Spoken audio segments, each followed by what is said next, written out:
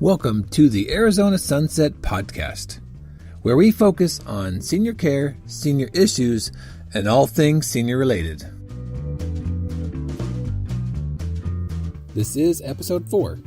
In this episode, we talk with Dustin Baker, owner of Assisted Living Locators, East Valley of Arizona.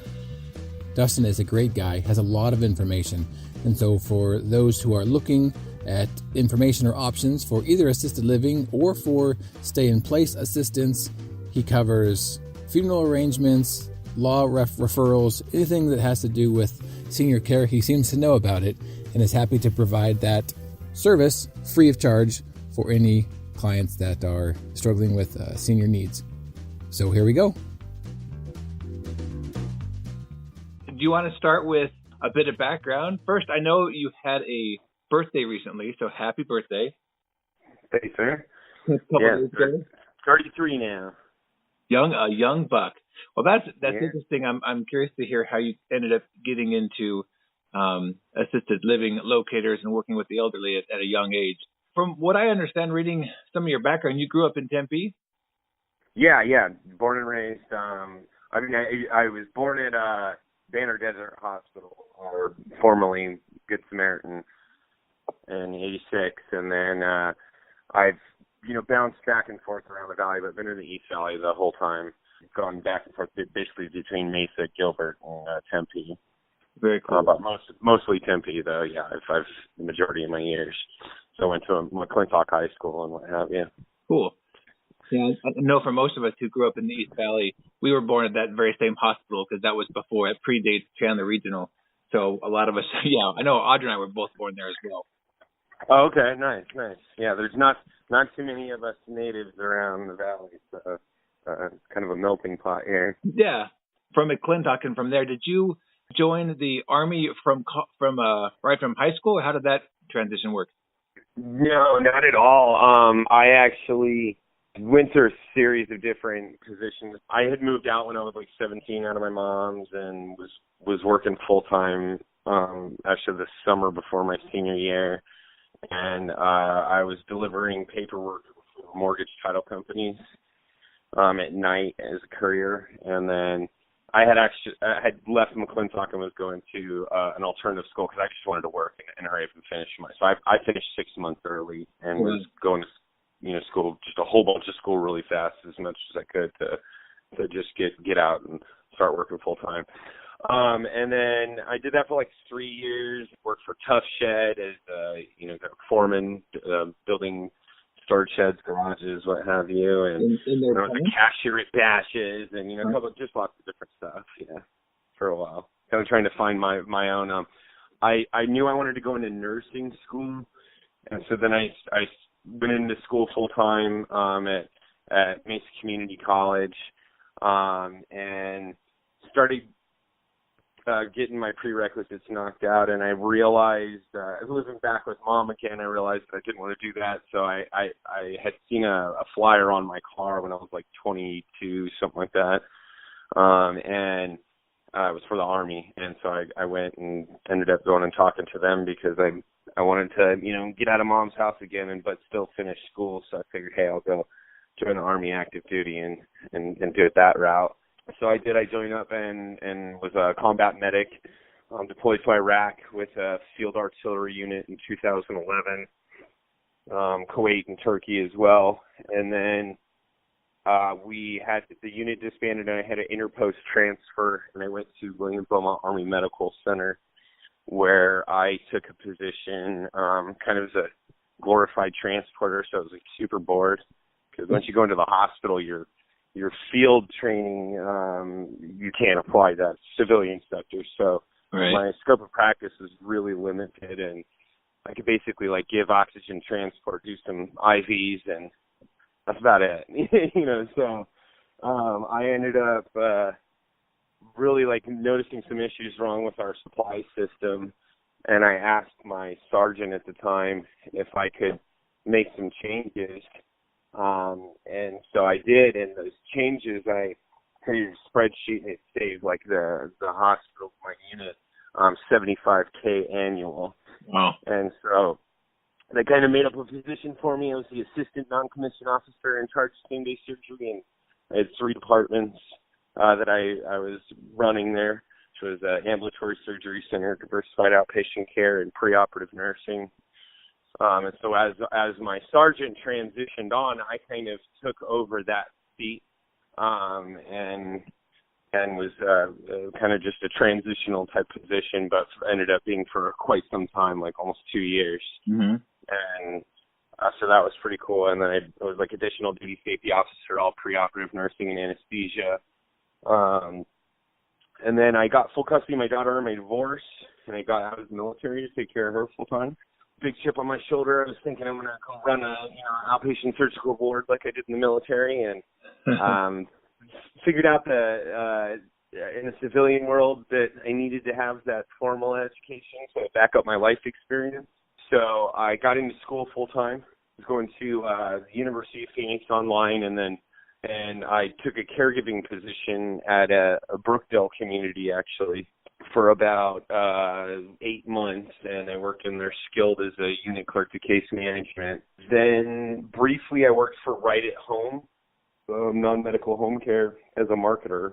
And then I met franchisee Rochelle Haviland, and this was almost 4 years ago. April 4 years ago, I started. Well, this April will be 4 years. Mm-hmm. I started working for Rochelle Haviland. She's an RN. Taught me quite a bit. Her and I had pretty alpha personalities, so we ended up not doing too well in that dynamic for all that long. About 6 months I worked for her, and I was about to transition with this competitor, ironically, and then I came to the corporate owner, and we kind of just talked, and it made sense for me to go that direction, and stay on board with assisted living locators. And there was kind of in the background, if I did well, I was going to be offered the ability to purchase a territory and be a franchisee. So that was exciting rather than, just working for one. So then I worked for the corporate office for almost a year before I bought my first territory in 2016. And then in 2016, so right about 2017, just maybe January, February, I started doing really well with assisted living locators, and I started to gather a team and what have you, and I became franchisee of the year for 2017. That was pretty cool. And then in 2018, I ended up purchasing 2 additional territories from Rochelle Haviland, the lady that I originally had started working for, the franchisee. So she's no longer a franchisee, still, kind of a part of assisted living locators. But yeah, it was a pretty cool path to how I got there. I had no idea that, the steps in my healthcare were going to, bring me to where I am today. But there's absolutely no way that I would be as successful and, have the knowledge that I do had I not taken those steps. So, the immersion as a caregiver was absolutely priceless. It gave me, just a really good idea of what I'm going to be looking at from both perspectives, not only as a staff member in one, but as well as the residents and how they feel. So I think that was everything that I did was just very, very helpful in my process of being an elder care advisor with assisted living locators. So yeah, very young to be in this industry, but just feel like I found my passion. I love serving people and helping others, as you can kind of see from my choices in a career path. And so this is a whole different level. I mean, I went from patching bullet holes and surgical cuts with using chest tubes and sutures to Medicare and skilled nursing and hospice. So it's a whole other ball game. Yeah. But good stuff. It just feels good every day to be able to, connect families with, loving and caring providers across the valley. Awesome. Okay. Wow. I've got a couple follow-ups. You mentioned an interest in nursing early on. When you joined the Army, were you looking to become a medic from the beginning? No, that's ironic too, because I thought I was going to be a healthcare specialist and work in like the hospital sector, and I found out actually after I joined that what I had signed up for was being a combat medic in the United States Army. So pretty interesting. That wasn't what I wanted to do. No, I wanted to do nursing, and from a recruiting standpoint, when you hear horror stories about, I guess soldiers kind of being duped into things, and I definitely didn't get the nursing package, which was actually something that you could have gotten directly out of recruiting. There's Mike 6 programs. Interesting enough that wasn't the path that I ended up going, and had I gone that path, maybe I wouldn't be here today. Yeah. And I would just be a nurse. So not just a nurse. I think nurses are amazing, but right. I wouldn't be a franchisee at this point. Well, and one other thing that you mentioned was in the field, and maybe I didn't quite understand, but it sounded like when you were in the field, like you were saying, kind of anything goes. And I imagine as a combat medic, you have some limited training. Obviously, you're not like a ER surgeon, right? But you have some training. And when you're in the field, of like in the field of battle during skirmishes, you're going to find whatever, and you're going to have to treat anything and everything that comes at you. But then at some point you said you got transferred to somewhat removed from the front lines at a hospital where you were basically put back to kind of an orderly, just doing stretchers and stuff. Okay. So what was that like? That like firsthand experience providing like immediate and emergency care, and then kind of stepping back and yeah. So the emergency care, I didn't perform a ton of it when I was back over in Garrison, because first of all, we went during a time where we didn't have a lot of casualties, so that was I was thankful for that.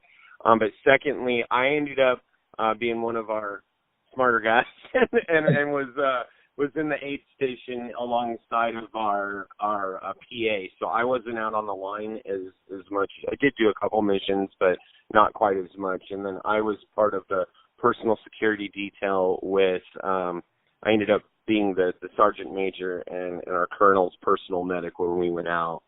So they tend to not go on too hairy of missions. So, it was more peacekeeping type situations that we went on. Sure. And so it wasn't too hairy of a situation for me from that standpoint. But the training nonetheless, and I've been through significant amount of trauma training, and we obviously have had to deal with some coming into the aid station, and then going from having that scope of practice and just being able to do whatever needs to be done, in the field that is tough to go from that to really just being an orderly, like you said, and not being able to do anything. I mean, I was able to pass medications when we were doc in the field, and do whatever we needed to do, splint up somebody if they got hurt. I mean, I literally had no scope of practice inside of a hospital.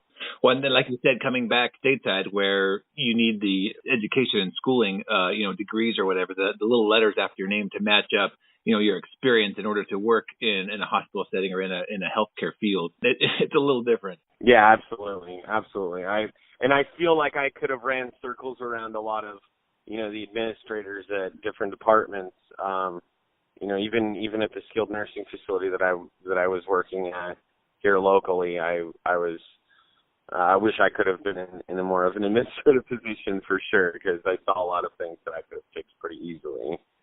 But that it is what it is. The military gives you that type of training that doesn't always yield the certifications needed and licensures to operate in the civilian world.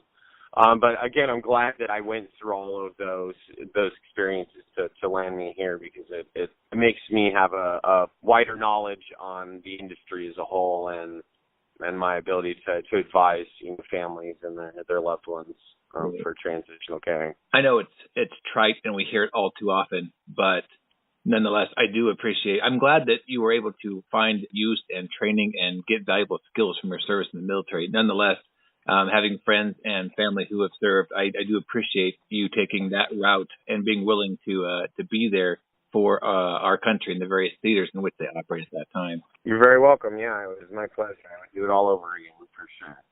My grandfather was a lieutenant colonel, actually, so I was wanted to follow in his footsteps. Very cool.